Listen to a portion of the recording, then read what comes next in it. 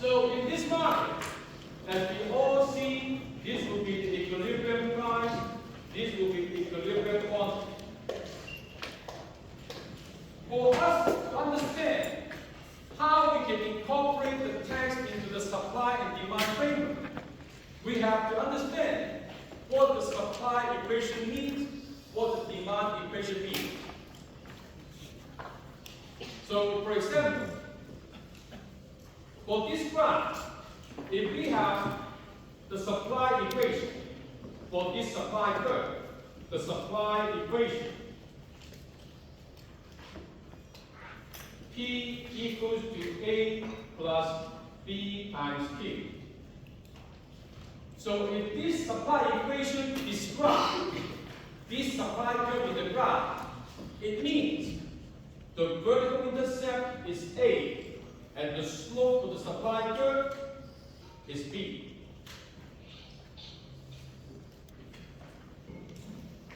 Now this is the geometry interpretation. Connect the equation to the graph. But in plain economic concept, it tells us if the sellers keep this for every unit they sell, then they plan to offer this quantity. So this is what the supply equation means. If the sellers keep this for every unit they sell, then they will respond with this quantity. That is what they plan to offer. Alright? The demand side, just like the supply side.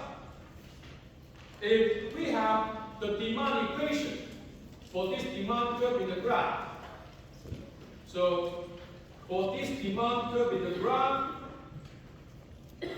the demand equation, for example, P equals to E minus F times Q. Then the vertical intercept is E, the slope of the demand curve is negative F. Because this is a downward sloping curve, that's why the slope is negative.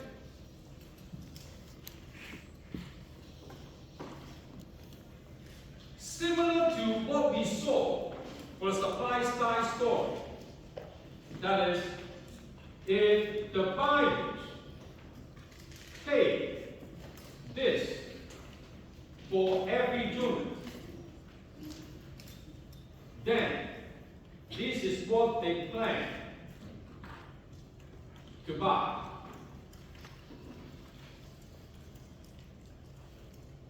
So this is how we interpret the demand curve. If they have to pay this for every unit they buy, then they plan to buy this quantity. Alright? So now after we learn about how to interpret the supply and demand curve, then imagine a tax $T per unit imposed on the sellers. In other words, the sellers are now required to pay this tax for every unit they sell. Now, how do we incorporate this into our supply-demand framework? The tax is on the sellers. Obviously, it's going to affect the supply. And therefore, with the tax incorporated, the supply curve with the tax incorporated will be P minus T, because now sellers keep less. For every unit they sell, this is is like the price tag on the item. They sell this product at this price tag on the item, but they have to take this and pay to the government. And therefore, what they get is only P minus T. Now the sellers keep less. And that corresponds to this quantity. In other words, the tax imposed on the sellers would affect how much they keep. And therefore, the equation for the supply curve to the tax incorporated looks like P equals to A plus T plus B times Q. When we take T to the right-hand side, what do we observe? Compared to the initial supply curve, the slope the same. The tax will not affect the slope of the supply curve, but the intercept goes up by the tax amount.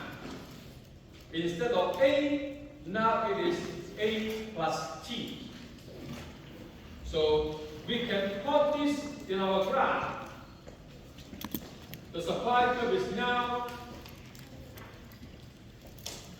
A plus T. And therefore, this would now be the new quantity exchange when we incorporate the tax into our supply-demand framework.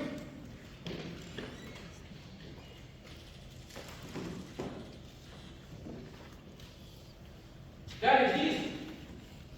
Now we can do this on the demand side.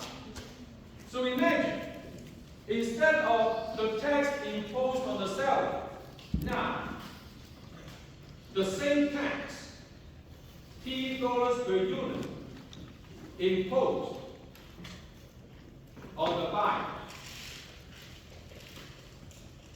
How would that affect our supply and demand graph if the same tax is imposed on the buyers instead of the sellers?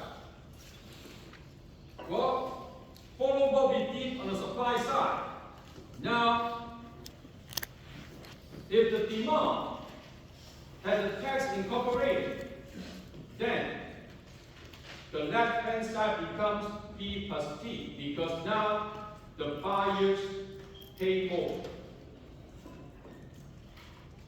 When the buyers buy this unit, they have to pay for the price tag of the unit, plus now they have to pay the tax to the government. So the buyers pay more, equals to what we have on the right-hand side.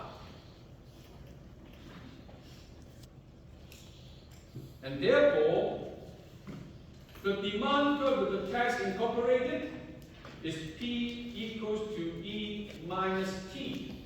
When we take the T to the right-hand side, minus F times Q.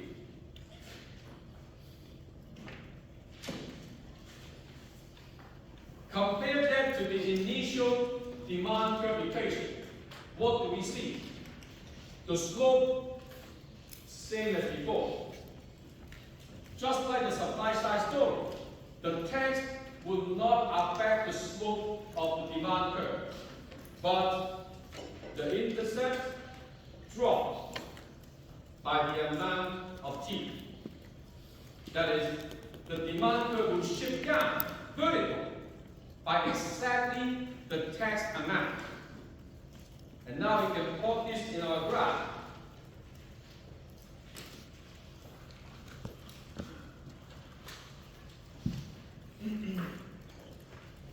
If the tax is imposed on the buyers, the demand curve will shift down by the tax amount. So this is the tax amount. This is also the tax amount. So is this.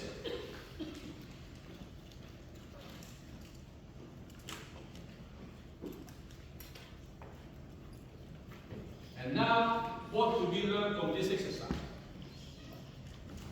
It doesn't really matter whether the tax is imposed on the buyers or the sellers, because in the end, we get the same quantity. So this takes us to this conclusion. That is, statutory tax burden, i.e., by law, who pays the tax to the government, is actually true. Because whether the tax is imposed on the sellers or the tax is imposed on the buyers, the outcome is exactly the same. Same quantity exchange. And therefore, it is a waste of time when people argue, oh, this tax should be imposed on the big companies instead of imposing on the consumer. And when people blame the government, it doesn't have the gut to tax the big corporation and put the tax on the consumers. Now we know these kind of reporters, they know nothing about economics. They're just making headlines to sell papers. So from this, we simply prove one thing: the statutory tax burden by law, who is required to pay the tax, is totally irrelevant. So if that is irrelevant, what matters then?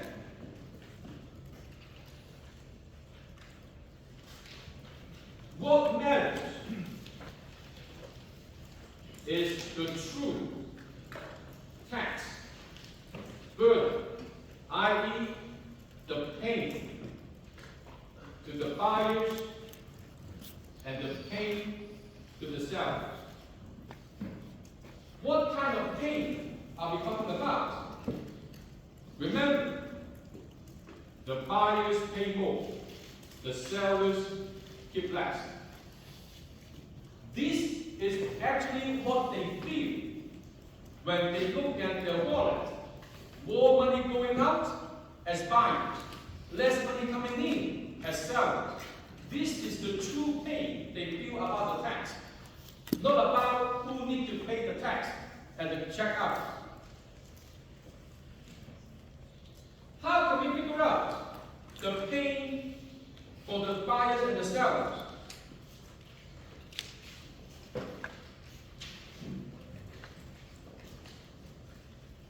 So now, supply and demand. We know that it doesn't matter whether the tax is imposed on the sellers or the tax imposed on the buyer.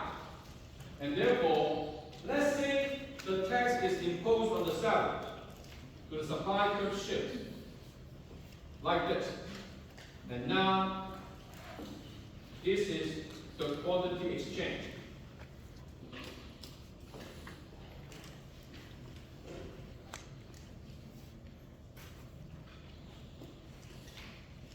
According to the demand curve, the initial demand curve, this is what we call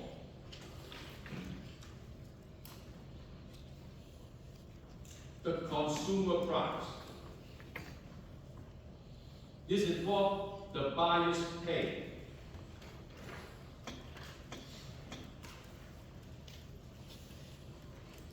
And down here, this is what we call the producer price. This is what the sellers keep.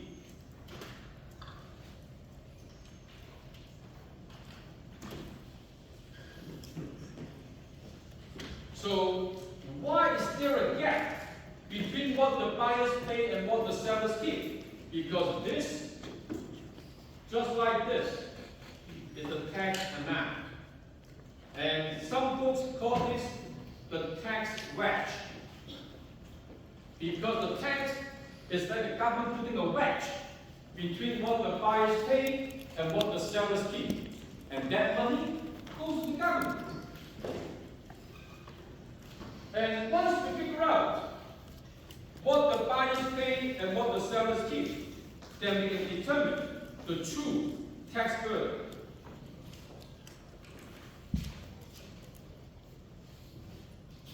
So, the true tax burden for the buyers, remember, because of the tax, they pay more. How much more?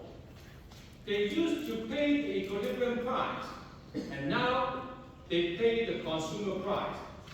This is how much more they pay. That is this.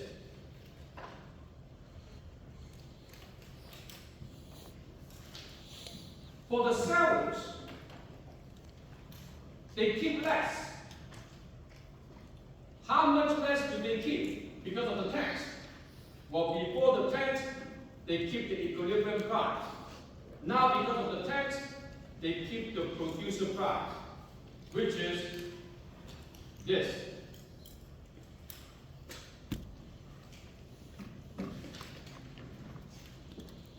So, if we add these two together, that is the buyer's tax burden plus the seller's tax burden equals to PC minus PP. These two cancel out, which is exactly equal to the tax itself.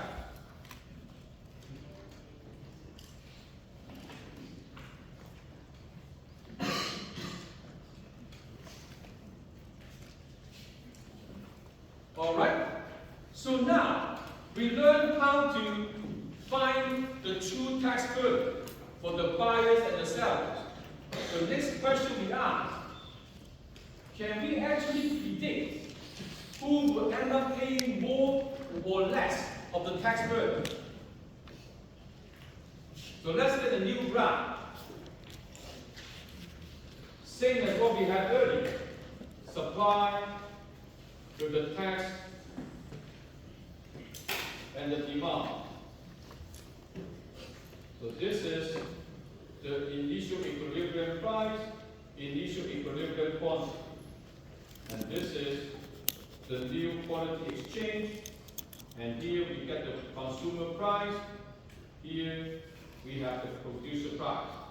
Everything is just like the previous graph.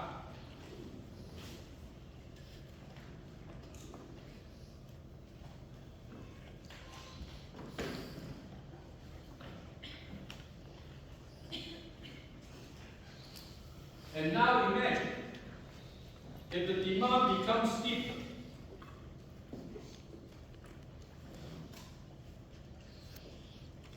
steeper demand. If the demand curve becomes steeper, and keep in mind, it must be done through the initial equilibrium, so that we are comparing apple to apple. So imagine, if the demand curve now becomes steeper, like this, how would that affect the tax burden? Well, now this is the consumer price with the steeper demand curve.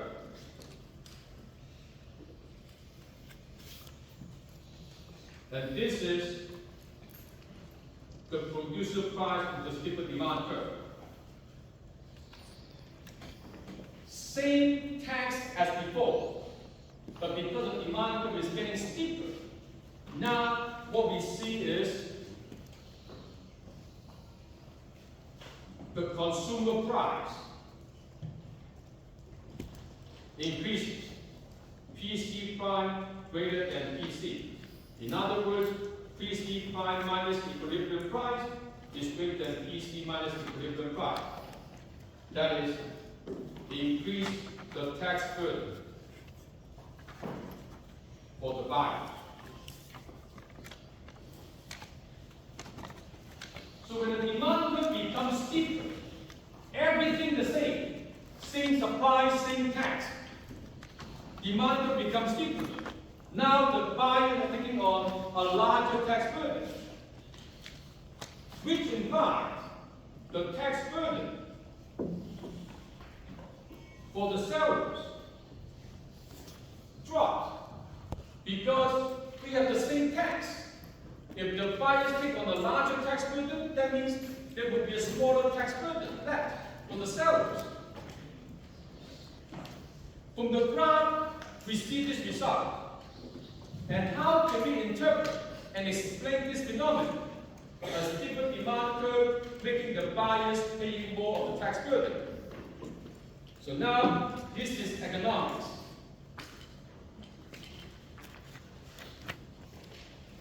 Steeper demand curve means less elastic. Remember last week, we related the elasticity to the slope of the demand curve. A steeper curve means less elastic. And if you look at the determinant of elasticity, when demand becomes less elastic, that means fewer substitutes.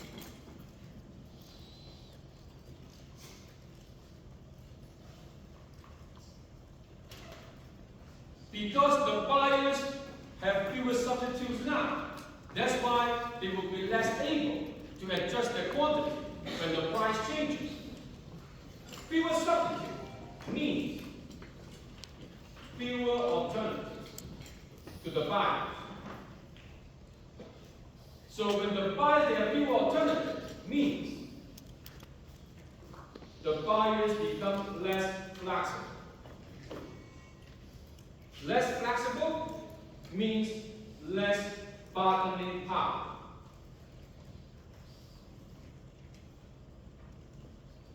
In avoiding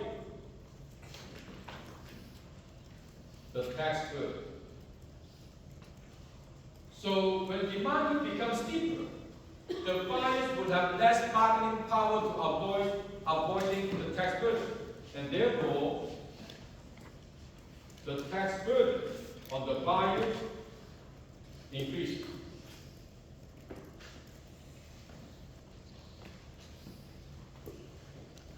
Tax is something that nobody likes. Even the President of the United States, Donald Trump, he doesn't pay taxes. That's why he's in trouble. No one likes to pay tax. It doesn't matter how extraordinary you are. You don't want the money to leave your wallet. And if that is unpleasant, then look at this example. Suppose this is me and my wife living in our house. And every week we have to figure out who would have to do the dirty laundry. Now, dirty laundry is like a tax. Nobody likes to do it, especially my wife and me. So every week, we have to fight against who is going to do the dirty laundry. Now imagine, my wife is pretty and lovely. She has a couple of young men who would like to marry her. And he is old, weak, and bald, almost. Yes, no one wants to marry. So if we are in this position, she has four alternatives. I have no alternative.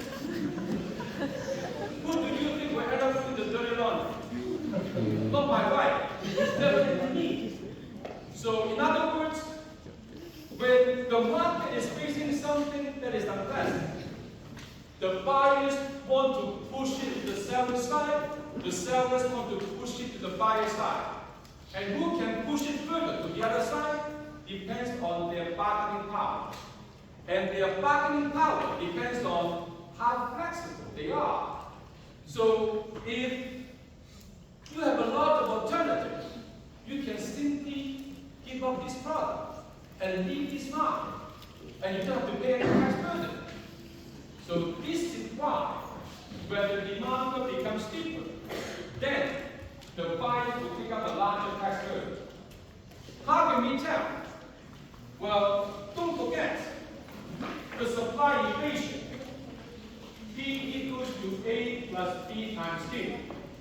the demand equation, P equals to P minus F times Q.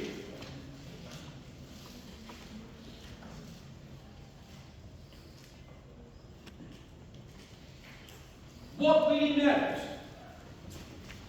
is the slope value, P and F. If we have a steeper demand than the supply, in other words, the demand curve slope band must be greater than the supply slope band.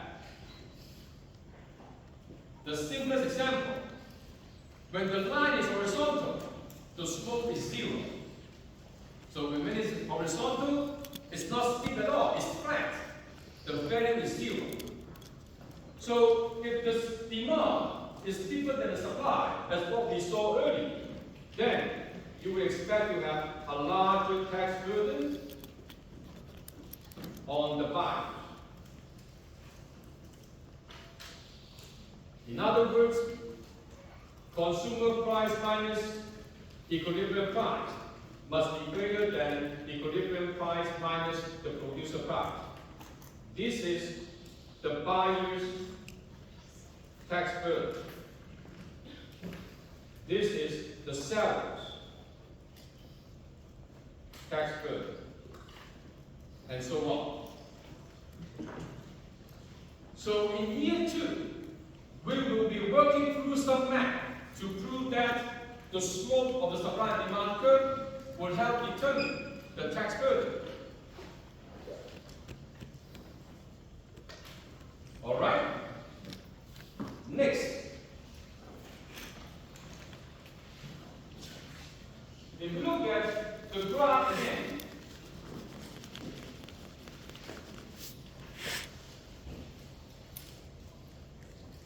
this one, we ask the question, what is the tax revenue for the government?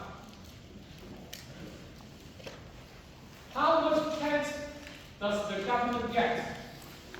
Depends on the tax per unit and the number of units being bought and sold in the market.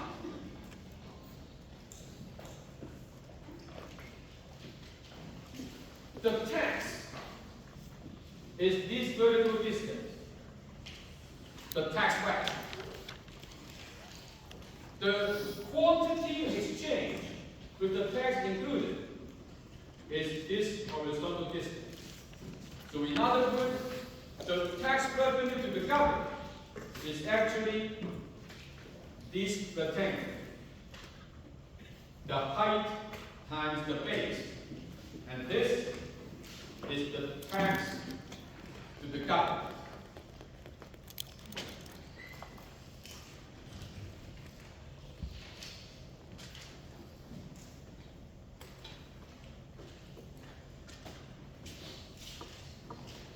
And now, the next question is, if the government wants to maximize the tax revenue with a given tax in the system. So in other words, if the government wants to put a $5 tax on an item, where should the government tax? Which market should the government tax to get the maximum revenue? So if this is given, you want to maximize the left-hand side, that means you must maximize the right-hand side. That is the quantity exchange. If you can get the largest quantity exchange for this given tax, then you will get the largest tax revenue. And now, back to the same old conclusion we had earlier. The tax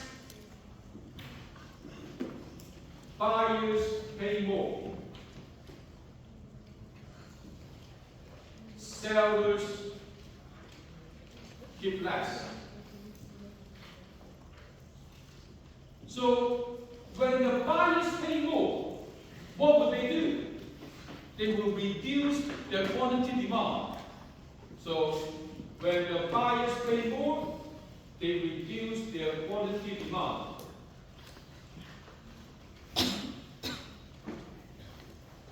When the sellers keep less, they will reduce their quantity supply.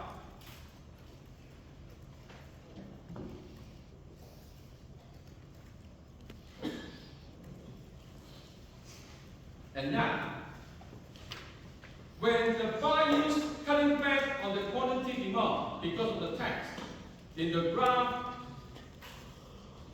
it is this movement along the demand curve up.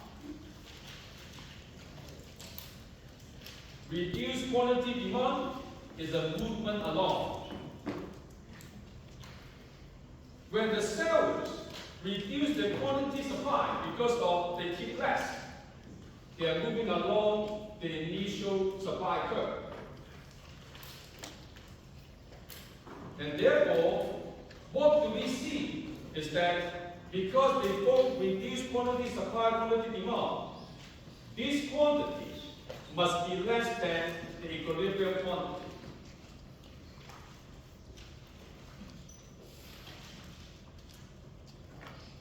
So the tax would definitely reduce the quantity exchange under the typical supply and demand curve scenario. And now, if you want to maximize this quantity, that means we need to keep this quantity as close to the initial equilibrium quantity as possible. This will be smaller than the equilibrium quantity. If we want to get the maximum, we need to keep this as close to the initial equilibrium as possible. How? This drop is small, and this drop also small. In other words, the demand has to be inelastic. The supply also has to be inelastic, so that when the sellers keep less, smaller quantity supplied decrease. When the buyers pay more, smaller quantity demand decrease. And therefore, this will decrease less from the equilibrium quantity, and you can get the maximum. In other words, if the government wants to tax the market and get the maximum tax revenue, it must be looking for a product with inelastic demand and inelastic supply. Now, this is the theory. And does the government do it in real life? What items the government is taxing us more than usual? Tobacco, alcohol,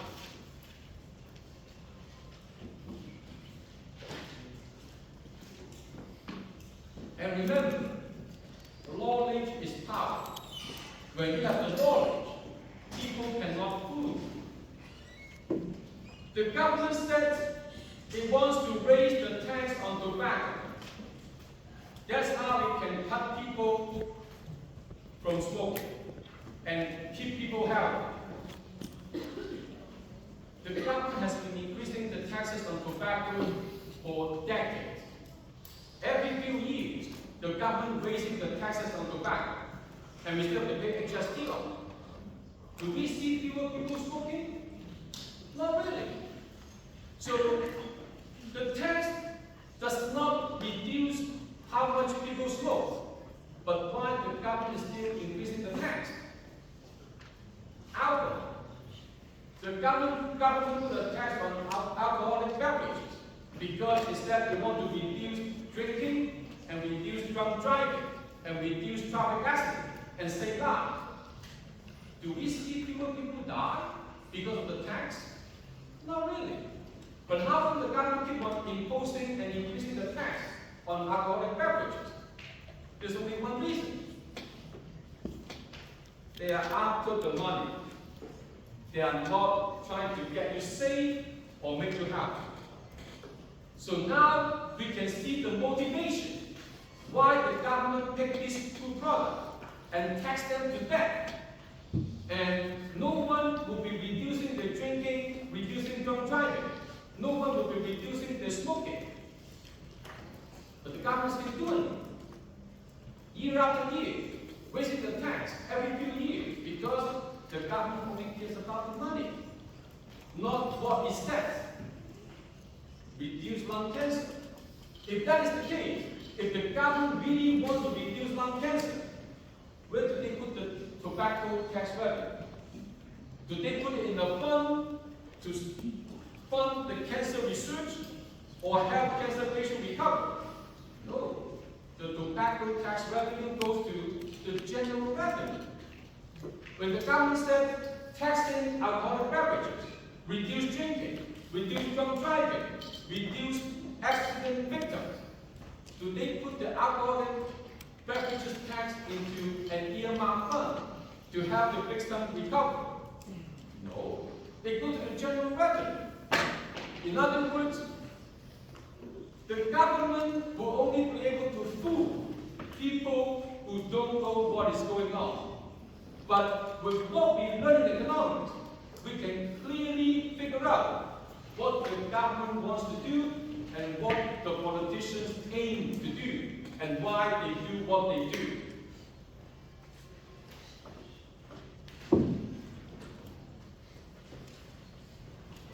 Now, when this quantity is less than the equilibrium quantity, that way laws exist. If the market can function properly and the government imposes a tax, messing up the market, it will result in smaller quantity exchange. We are not maximizing the total surplus. That's why we have that way laws. But luckily, to maximize tax revenue, this will be close to the equilibrium quantity. In other words, we are also minimizing the debt-way loss. So this is the only lucky thing about the tax. When the government is really trying to get more tax revenue, accidentally, it is also helping to minimize the debt-way loss in the society.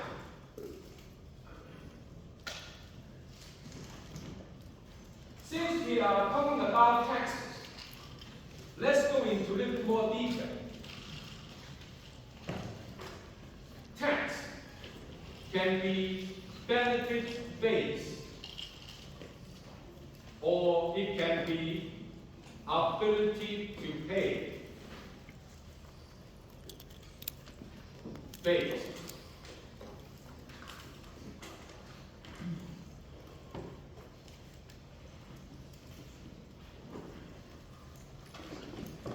What is a typical example of benefit-based? Airport tax on passengers. So a lot of the airports around the world, when you buy the airplane ticket, they automatically include the airport tax. That is, you fly to that country or you fly out from Toronto, you are using the airport. When you use the airport, they need to tax you to get the money to maintain the airport. So this is the benefit base, because if they get money from you, they can maintain the airport, and next time you fly, you will get a better facility. The ability to pay is based on their income. Higher income, higher tax payment. Because when you earn more, you are more able to help out to pay for the services the government offers to us. And that's why you need to pay more. So now we learned about the basic concept about tax, whether it is benefit-based or ability to pay based.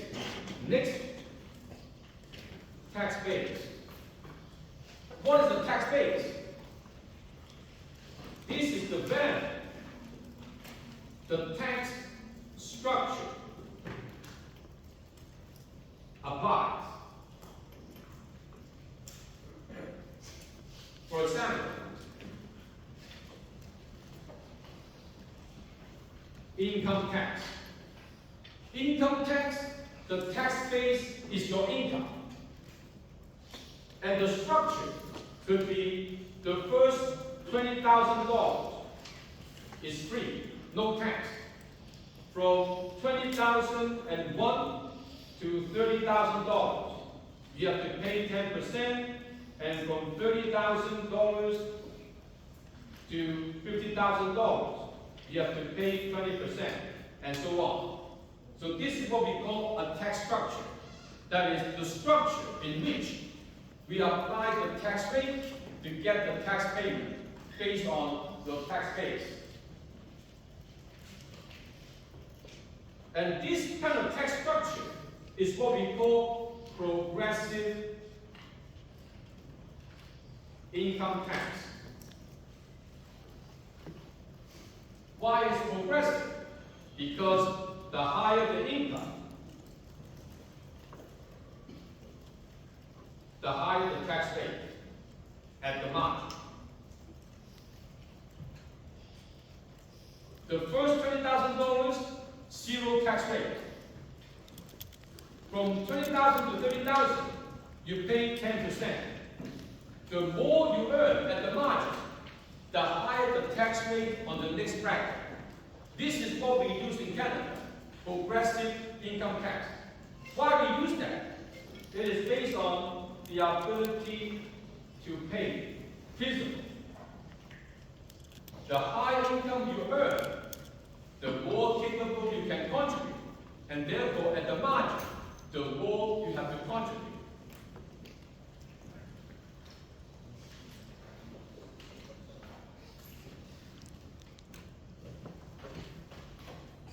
And now,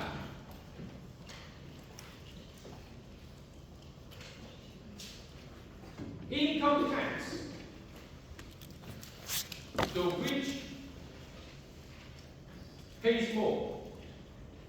Is it true? It's like the income tax that we have, the more you earn at the margin, the more tax they put on it. Does it mean the rich will have to pay more tax? The answer is depends. Because the rich, they have money to hire accountants. The accountants are like the lawyers. They will find loopholes in the tax code so that they can help the rich people to pay less tax. Well, look at Donald Trump. He was trying to get away with it. What about consumption tax? Does it make the rich pay more? For example, if they put 100% tax on cars above $500,000, like a Rolls Royce, you have to pay 100% tax. Does it mean the rich would have to pay more? The consumption tax never able to get the rich to pay more. As long as the rich are not spending the money, you cannot tax them. So in other words, it's not like income. When you make it, you have to report it. But consumption, the rich people, they have total control about what they want to buy. So, for example, Bill Gates, he has billions of dollars of wealth. But if he wants to buy a private jet in the US, he has to pay this 100% luxury tax. Then what does he do? He buys the same plane in British Virgin Island, no tax. And then they fly the plane to the US to take him fly around the world. The richer you get, the more capable, the more genuine you can avoid paying tax. Because the richer you get, the more resources you have, and the better advice you get from the lawyers, from your accountant, then they can find ways for you to escape the tax. So, in other words, is there a way that we can have a fair tax system. Not likely, because this is reality.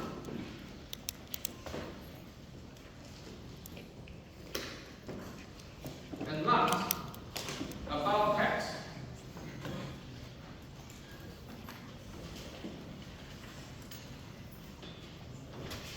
Municipal, provincial, federal, 3 different levels of government. What kind of taxes they put on the people? For the municipal government, their tax mainly come from the property. Provincial, income, and sales tax. The federal, import, export, income,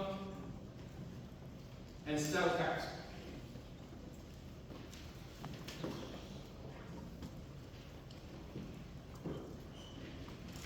And now, what do we see this pattern? The higher the level of the government, the more tax revenue sources. Why the municipal government only get the property tax? Because, imagine, this is the Greater Toronto area. This is Sky. And next to it is North York. Just the Don Valley Park separate the two, Scarborough and North York.